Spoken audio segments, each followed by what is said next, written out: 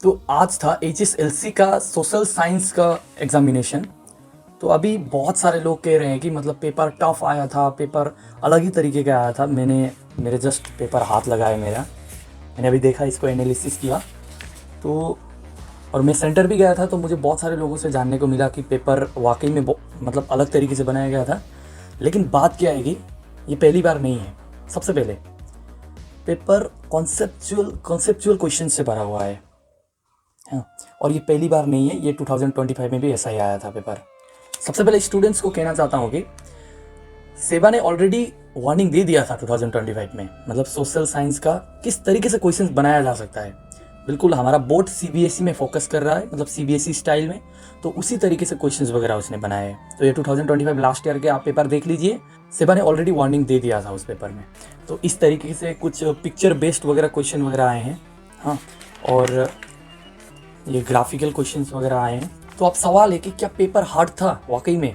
तो मैं कहना चाहता हूँ कि पेपर मॉडरेट था, इजी भी नहीं था, इतना हार्ड भी नहीं है पेपर। बात क्या है कि क्वेश्चंस कॉन्सेप्ट पे पूछे गए हैं, मतलब जो आप किताब पे पढ़ते हो, जो एक्चुअली में आप पढ़ते हो, उसको आप किस तरीके से रियल लाइफ में इम्प्लीमेंट कर सकते हो, किस तरीके से आप उस नॉलेज को सोच के लिख सकते हो।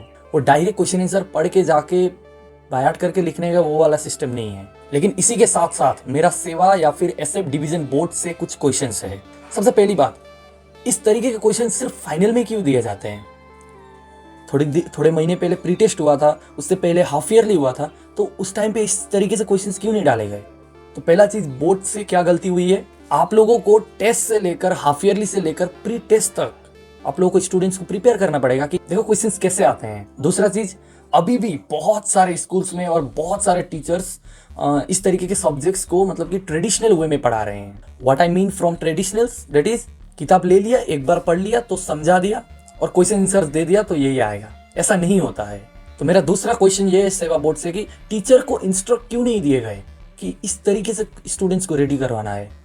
अभी भी ट्रेडिशनल वे में ही टीचर्स पढ़ा रहे हैं उस चीज को। तो और तीसरा चीज, सेवा कोई डेडिकेटेड मॉडल पेपर या कुछ इस तरीके से सिंपल पेपर इशू क्यों नहीं करता है ऐसे, मतलब इस तरीके के क्वेश्चंस आएंगे बोलकर।